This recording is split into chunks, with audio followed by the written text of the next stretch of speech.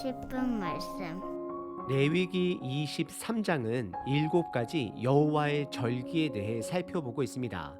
오늘 본문은 속죄일과 초막절 2가지를 살펴봅니다. 참고로 제사장을 중심으로 한 속죄일은 레위기 중앙에 있는 16장에서 살펴보실 수 있습니다. 16장에서 속죄일을 설명드릴 때에 속죄일은 1년에 한 번 성막과 제사장과 모든 이스라엘 백성들의 죄를 리셋하는 날로 설명을 드렸습니다. 그리고 오늘 본문은 모든 백성들이 함께 참여하는 속죄일에 집중하고 있습니다. 그리고 초막절은 이스라엘의 가장 큰 기쁨의 절기가 됩니다. 특별히 신명기에서 초막절을 설명할 때에 다른 절기에서는 기뻐하라는 표현이 나오지 않지만 초막절에서만 2번이나 기뻐하라라는 표현을 사용하고 있습니다. 그만큼 하나님께 감사하며 기쁨을 표현하는 날이 되는 것입니다.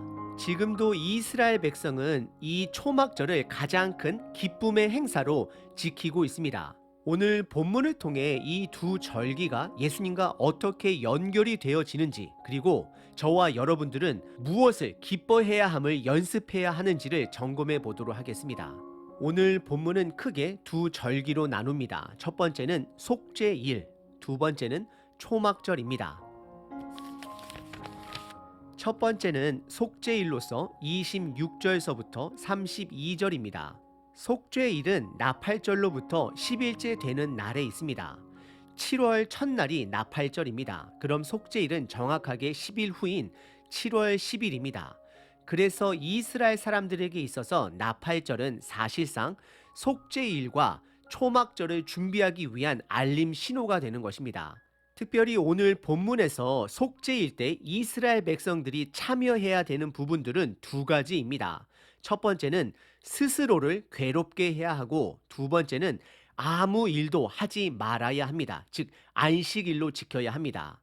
우선 27절에 보시면 스스로 괴롭게 해야 한다라고 말씀을 하시고, 28절에 어떤 일도 하지 말고, 29절에 또다시 스스로 괴롭게 하지 않는 자는 끊어질 것이다 라고 경고를 하시고, 다른 일을 하는 자들도 끊어질 것이다 라고 경고하십니다.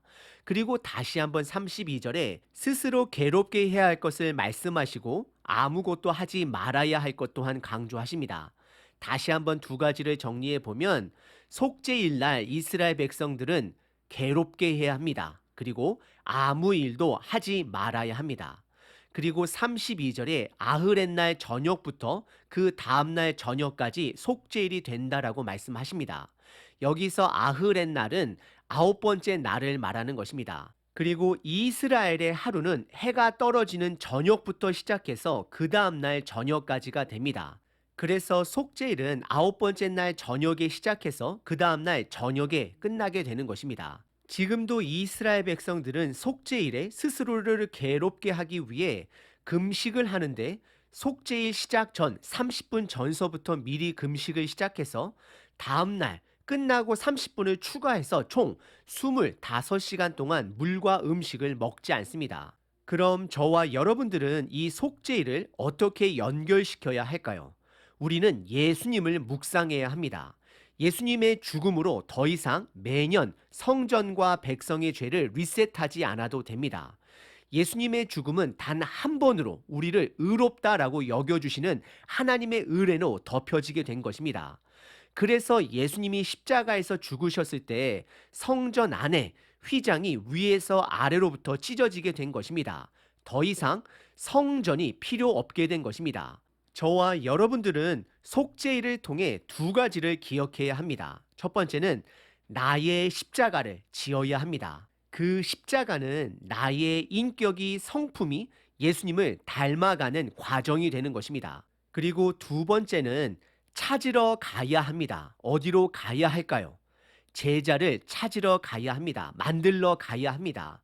이스라엘 백성들은 속죄일 날 아무것도 하지 않고 스스로를 괴롭게 했다라면 저와 여러분들은 나의 십자가를 날마다 지고 예수님을 닮아가며 제자를 만들어 가야 합니다. 여기서 간다라는 것은 나의 시간, 물질, 재능을 희생함으로 섬김으로 나의 제자가 아닌 예수님의 제자를 함께 만들어 가야 된다라는 것입니다. 첫 번째 부분은 속죄일에 대해 다루었습니다. 속죄일에 드렸던 두 마리 염소 중 우리의 죄를 담당하는 아사셀의 염소는 광야에서 그리고 광야 끝부분 절벽에서 떨어져 죽는 염소였습니다. 그 염소는 예수님을 상징합니다. 그래서 세례 요한이 예수님을 보고 세상 죄를 지고 가는 하나님의 어린 양이다라고 표현한 것입니다. 저와 여러분들은 더 이상 속죄일을 지킬 필요는 없습니다. 하지만 예수님의 죽음과 예수님의 명령은 반드시 기억하셔야 합니다. 두 번째 부분은 초막절입니다. 33절서부터 44절입니다. 속죄일에는 아무것도 하지 말고 스스로 괴롭게 했다라면 반대로 초막절은 아무것도 하지 말고 오로지 하나님을 찬양하며 기뻐하는 절기가 됩니다. 우선 34절과 35절에 보시면 초막절의 시작과 끝을 알려줍니다. 초막절은 속죄일이 7월 10일 하루 동안 진행된다라면 그날을 기준으로 5일이 지나고 7월 15일부터 총 8일 동안 진행이 됩니다. 36절에 보시면 초막절의 메인 기간은 7일입니다. 하지만 그 다음날 8일째 날까지도 지키라라고 명령을 하십니다. 그래서 이스라엘 백성들은 초막절을 총 7일 동안 자기 집 앞에서 초막을 짓고 거기서 지내고 마지막 날 밤서부터는 그 다음날 아침까지 밤을 새워 기뻐하며 8일째 날을 지키게 됩니다.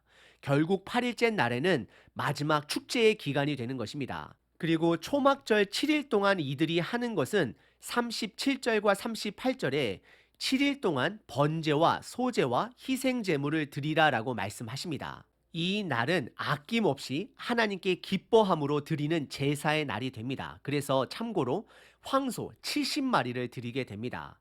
그리고 40절에는 네 가지 식물을 준비하도록 하십니다. 첫 번째는 과일 나무가지, 두 번째는 종려 나무가지, 세 번째는 무성한 나무가지, 네 번째는 시내버들 나무가지를 준비하도록 합니다. 이 가지들은 많은 학자들이 여러 가지 해석들이 있고 또 여러 가지 모양으로 사용하지만 수꽃이라 불리는 초막을 만들 때 지붕을 사용하는 메인 가지들이 되는 것입니다. 성경에는 기록된 부분은 없지만 초막 지붕을 이 가지들과 만들 때에 별이 최소 3개가 보일 정도로 지어야 된다는 그들만의 규정이 있습니다. 그럼 초막절날 이스라엘 백성들은 무엇을 기억해야 할까요? 그것은 두 가지입니다. 첫 번째는 광야 생활을 기억하는 것입니다. 그리고 두 번째는 하나님께 감사하는 것입니다. 이스라엘 백성들의 광야 생활은 출애굽기, 민수기, 신명기서를 보시게 되면 단 한 단어로 정의할 수 있습니다. 그것은 불순종입니다. 그럼에도 불구하고 하나님은 그들에게 필요한 것들을 공급하셨고 신실하게 끝까지 약속을 지키셨습니다. 그래서 이스라엘 백성들은 애굽에서 노예였을 때에 그들을 약속의 땅으로 인도하여 내신 하나님 아버지의 은혜를 기억하는 것입니다. 그리고 이들은 광야에서 볼 수 없었던 이 네 가지 가지들, 과일나무, 종려나무, 무성한 가지, 신의 버드를 보며 하나님의 은혜를 다시 한번 기억하고 그 사이로 보이는 별을 통해 아브라함의 약속의 상징인 별들을 보며 하나님의 신실하심을 찬양해야 합니다. 그리고 현재 이스라엘 백성들은 이 7일 동안 매일 구약의 성경 인물 중 나그네의 삶을 산 7명의 대표 인물들을 하루에 한 명씩 묵상을 합니다. 그들은 다윗, 아론, 모세, 요셉, 야곱, 이삭, 아브람입니다. 그리고 동시에 초막절은 긴 건기를 끝내고 우기로 접어드는 시기입니다. 그래서 그들은 비를 간구하는 시기가 되기도 합니다.